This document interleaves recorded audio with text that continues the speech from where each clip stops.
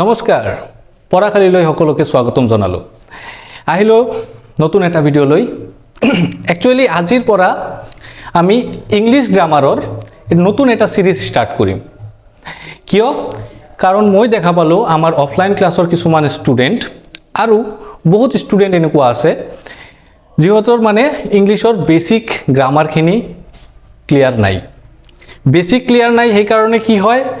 higher ক্লাছত যেনেকুৱা class 9 10ত যিবোৰ বস্তু থাকে টেন্স ভাৰ্ব নেৰেশন ভয়েস চেঞ্জ এই বস্তুবোৰ ইহতৰ প্ৰবলেম হয় তো এই বেসিক বস্তুবোৰ আমি এটা সিৰিজত আমি কমপ্লিট কৰিম এটা এটা ভিডিও আহিব আৰু এই গোটেইবোৰ ভিডিওত আমি একদম বেসিক লেভেলৰ পৰা এ বি সি ডিৰ পৰা স্টাৰ্ট কৰি একেবাৰে হায়াৰ লেভেললৈকে শিকিম ঠিক আছে ওকে তো বলা আৰম্ভ কৰো বেছি দেৰি নকৰি ঠিক আছে তো প্ৰথমত আমি এটা ডিফাৰেন্স জানি লও কিহৰ ডিফাৰেন্স লেটাৰ আৰু অ্যালফাবেটস লেটাৰ আৰু অ্যালফাবেট এই দুটা শব্দ বা এই দুটা ওয়াৰ্ড শুনিছা তোমালোকে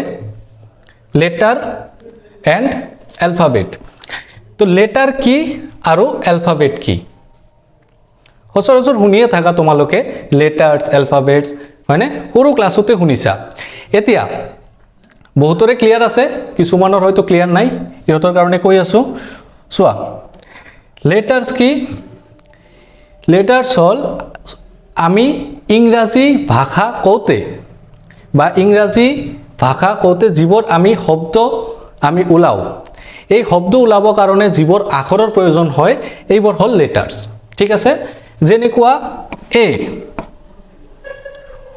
বি সি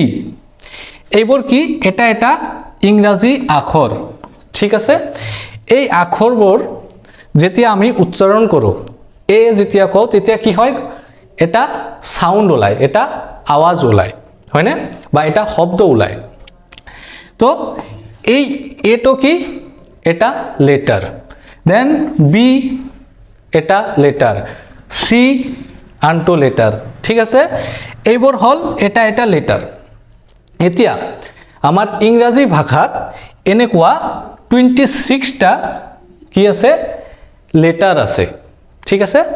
এই 26টা লেটাৰ্স মিলি কি বনায় অ্যালফাবেটস ধৰিব পাৰিছা মই কি কৈছো মানে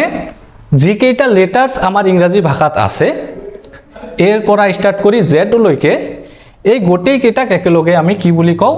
অ্যালফাবেটস ঠিক আছে ওকে তো এটো ক্লিয়ার হল লেটার কি letter hall A B C D এটা এটাকে যি কেইটা ইংৰাজী আখৰ আছে এই এটা এটা লেটার বুলি কব বুজি পাইছা ওকে তো লেটার বুজি পালো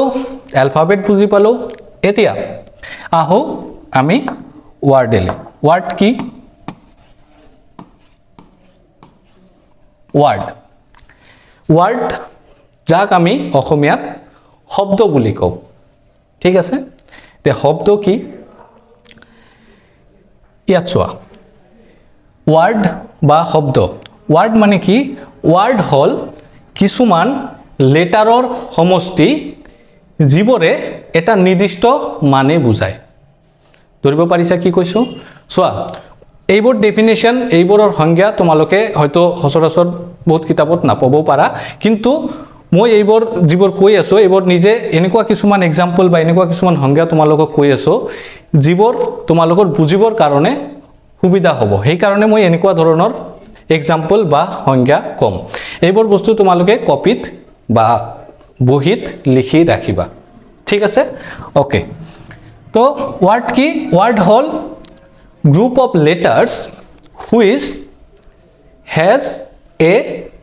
definite meaning are you getting my point ধৰিব পাৰিছা মই কি কৈছো group of letters লেটাৰৰ এটা গ্ৰুপ যাৰ কি আছে এটা ডেফিনিট মিনিং আছে এটা নিৰ্দিষ্ট মানে আছে ঠিক আছে এক্সাম্পলৰ দ্বাৰা আমি বুজিব চেষ্টা কৰিম good G double O D ইয়াত চোৱা চাৰিটা লেটাৰ আছে জি হল এটা দেন এইটো হল দুটা এইটো তিনিটা এইটো চাৰিটা এই চাৰিটা লেটাৰ মিলি কি হৈছে এই গুড ওয়াৰ্ডটো হৈছে এতে এই গুড ওয়াৰ্ডটোৰ মানে কি মানে হল ভাল হয় না গুড বুঝি পাইছা তো এই গুড ওয়ার্ডটোত যাক আমি অসমীয়াত ওয়ার্ড মানে শব্দ এই গুড ওয়ার্ডটোত আমি চাৰিটা লেটাৰ ব্যৱহাৰ কৰি এই ওয়াৰ্ডটো বনাইছো বুঝি পাইছা ঠিক আছে এতে আৰু এটা एग्जांपल লও ধৰি লোৱা ইয়াত লিখিছো মই P Q X T R L M ঠিক আছে ইয়াত যে মই এইটো লিখিছো এইটোৰ কিবা মিনিং আছে জানো ইয়াত যে মই এইটো লিখিছো ইয়াৰ কিন্তু কোনো মিনিং নাই ইয়াতো গ্ৰুপ অফ লেটাৰ্স আছে লেটাৰৰ এটা গ্ৰুপ আছে কেইটামান লেটাৰ ইয়াত আমি লিখিছো একে লগতে লিখিছো কিন্তু এই কেইটা লেটাৰ একে লগত লেখাৰ পিছতো এই গ্ৰুপ অফ লেটাৰ্সৰ কোনো মিনিং নাই বা কোনো মানে নাই ঠিক আছে যেনেকৈ গুডৰ মানে হল ভাল কিন্তু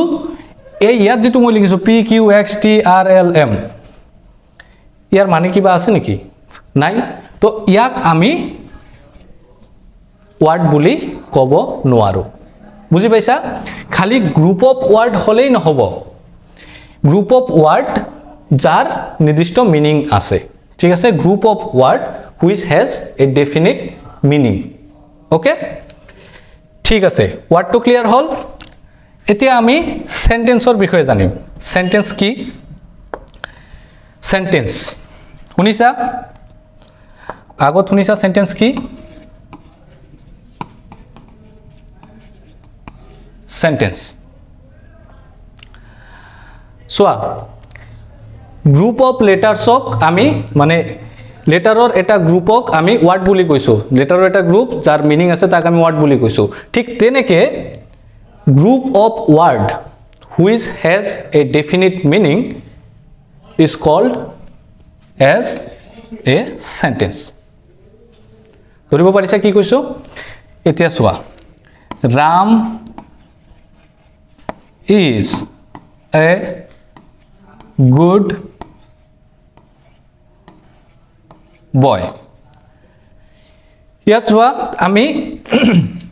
পাঁচটা ওয়াৰ্ড লিখিছো পাঁচটা ওয়াৰ্ড ৰাম এটা ইজ এটা এ এটা এতিয়া চোৱা এ কিন্তু এটা লেটাৰ লিখিছো মই কিন্তু এ আৰু যেনেকুৱা আই এইবোৰ এটা এটা লেটাৰ এটা এটা ওয়াৰ্ডৰ নিচিনা কাম কৰে ইয়াৰ নিৰ্দিষ্ট মিনিং আছে আই মানে মই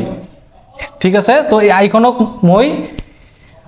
তো এই আইখনক আমি কি ক'ব পাৰিম এটা ওয়াৰ্ডও ক'ব পাৰিম ঠিক তেনেকে